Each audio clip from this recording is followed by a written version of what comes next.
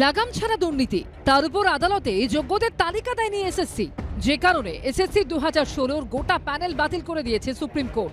এই প্রেক্ষাপটে প্রাথমিকে 32,000 চাকরি বাতিলের যে নির্দেশ কলকাতা হাইকোর্টের বিচারপতি অভিজিৎ গঙ্গোপাধ্যায় দিয়েছিলেন, তার শুনানি এবার হবে বিচারপতি তপব্রত চক্রবর্তী ডিভিশন বেঞ্চে।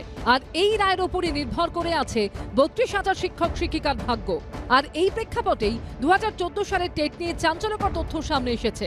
আদালতে জমা দেওয়া চার্জশিটে দুর্নীতির নানা রূপ তুলে ধরেছে সিবিআই। চার্জশিটে দাবি করা হয়েছে প্রাক্তন শিক্ষামন্ত্রী পার্থ চট্টোপাধ্যায়, প্রাথমিক শিক্ষা পর্ষদের তৎকালীন সভাপতি মানিক ভট্টাচার্যরা মিলে দুর্নীতি করেছেন।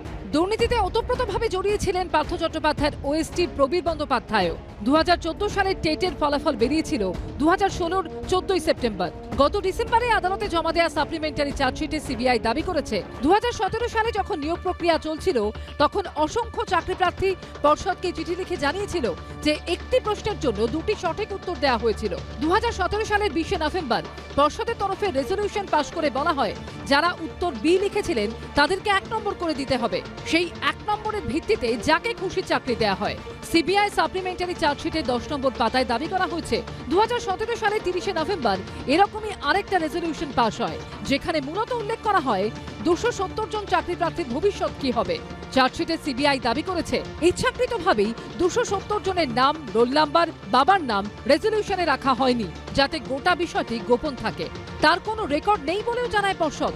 এরপর 270 জন চাকরি প্রার্থীকে নিয়োগের জন্য জেলা প্রাথমিক স্কুল কাউন্সিলগুলোতে সুপারিশ পাঠানো হয়। নিয়োগপত্র ইস্যু হয় 2017 সালের 4 ডিসেম্বর।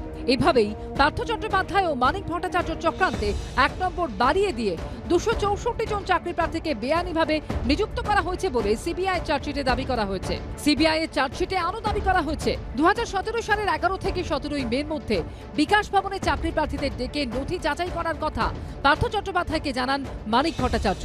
সেই কাজে সাহায্য করার জন্য নিজের ওএসটি প্রবীর বন্দ্যোপাধ্যায়কে বলেন শিক্ষামন্ত্রী। 752 জনের তালিকা প্রবীরকে দিয়ে সবাইকে এসএমএস করে দিতে বলেছিলেন মানিক। মন্ত্রীর ওএসটি আবার সেই দায়িত্ব ডেটা এন্ট্রি স্টাফ সুব্রত কুণ্ডুকে দেন। কিন্তু এসএমএস পাঠাতে গিয়ে জানা যায় অনেক চাকরি প্রার্থীর মোবাইল নম্বরেরই অস্তিত্ব নেই। সিবিআই চার্জশিটে দাবি করা হয়েছে 2017 সালের নভেম্বর মাসে পার্থ চট্টোপাধ্যায়ের অফিসে যান মানিক ভট্টাচার্য।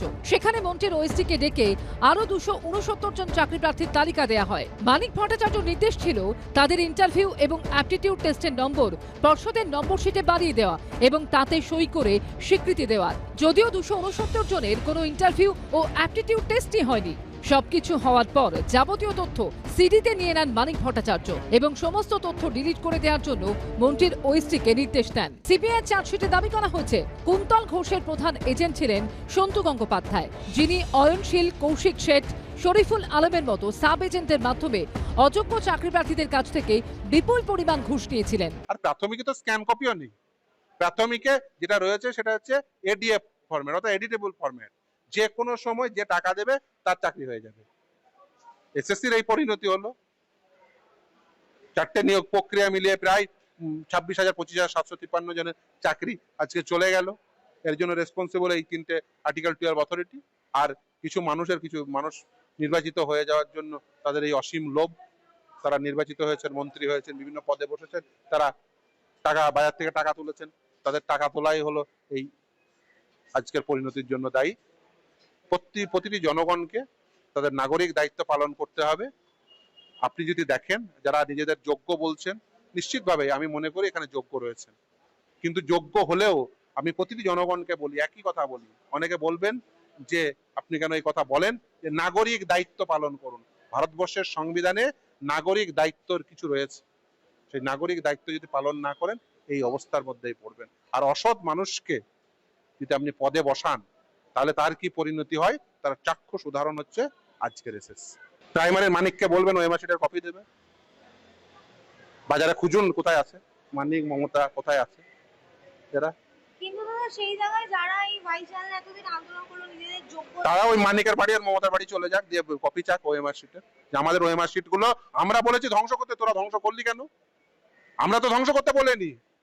মানিকের কাছে, মমতার কাছে, সুবিরেশের কাছে তারা অ্যান্সার চাক যে তোরা আমাদের কপি ধ্বংস করলি কেন? তোরা টাকা খাওয়ার জন্য আমাদের কপি ধ্বংস করেছিস। আমাদের কপি ধ্বংস, আমাদের ওএমআর শিট দে। তাদের বাড়ি চলে যাক, দিয়ে ওএমআর শিট চেয়ে নিয়ে আসুক।